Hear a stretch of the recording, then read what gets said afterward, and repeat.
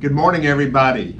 Today is Monday, the 15th of June. I hope you had a wonderful weekend, and thank you so much for joining us for our daily COVID update. We're going to start this morning by going directly to the numbers and take a look at what happened across the country over the 3 days since we last met. So the numbers for the state of Florida have jumped to 75,568. That's an increase of almost 8,000 new cases.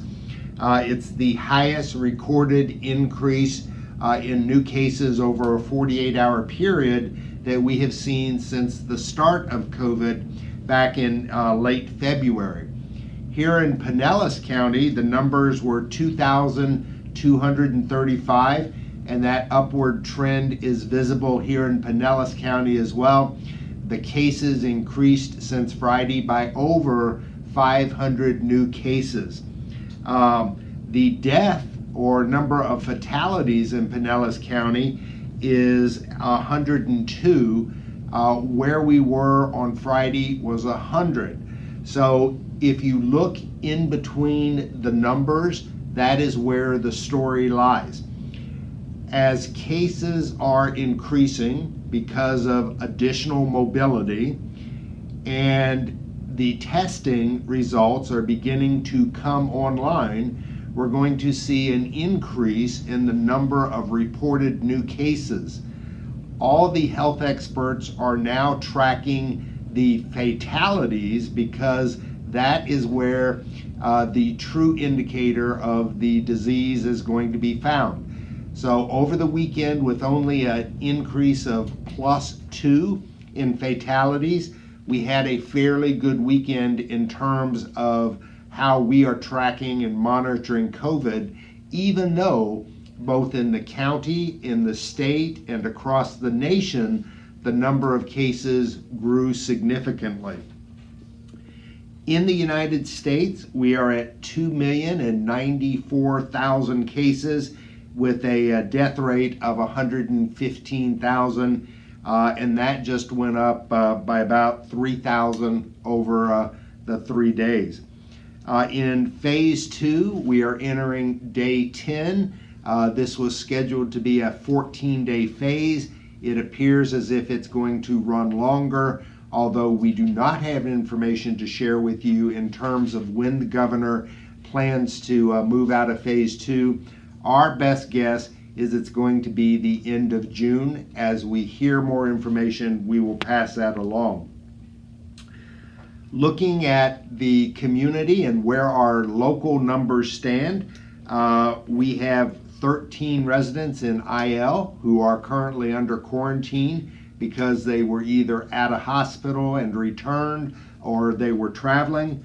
We have 9 in the skilled nursing, and we have 2 in assisted living. We have 1 associate that we're tracking that was travel related, an individual who had had international travel and returned and had to be put on a 14-day quarantine. The number of testing has changed significantly since we last spoke on Friday.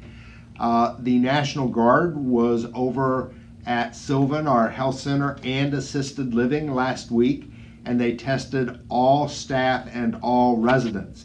So the numbers of residents that are testing, and it is in progress, meaning we don't have results.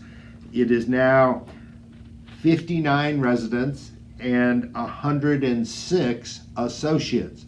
The vast majority of these are related to Sylvan, both the health center and the assisted living. As those test results become available, we will categorize them into positive or negative test and share that information with you. In terms of our COVID confirmed, we're still sitting with 1 positive resident who is completely recovered and no staff members. So I hope you enjoyed the Friday forum where we were able to give you a comprehensive review of the steps that we are taking here at Regency Oaks to reopen our community. There was so much information that we were not able to complete that process. And so this morning, Sandra Novatko, our HR director, has agreed to join us and share with you what we're doing with our associates.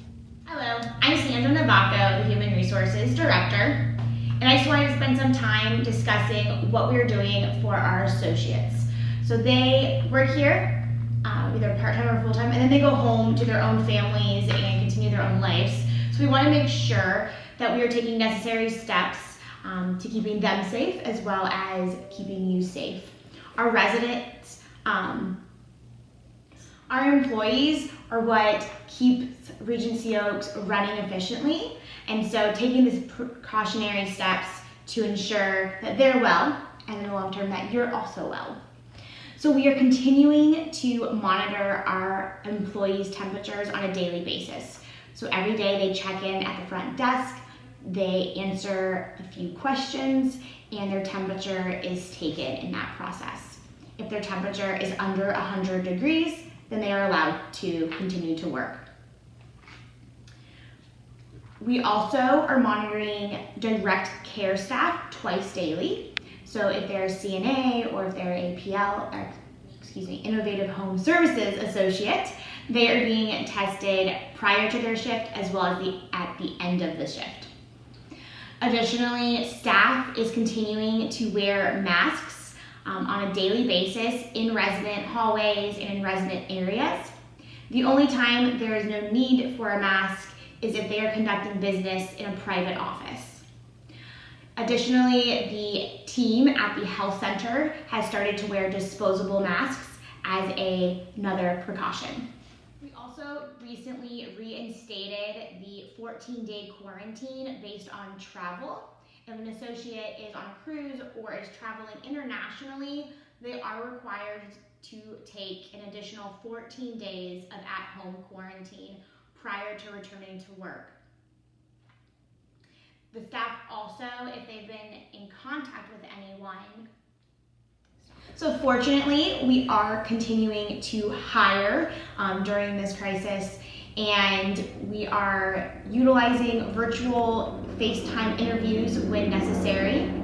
We are also screening candidates when they walk in for their temperature, as well as screening them with questions. And for any onboarding, paperwork is all done through a virtual portal as well to decrease visits to the campus. We are also holding orientation at a limited number to ensure contact is also low. One additional point I wanted to make is that it is not our practice to provide employees the ability or the option to work from home. So as of right now, we are requesting all staff report to work, business as usual. We are here for you and we are here for our residents and taking the necessary steps to ensure everyone's safety. On that note, have a great day and we'll see you on Wednesday.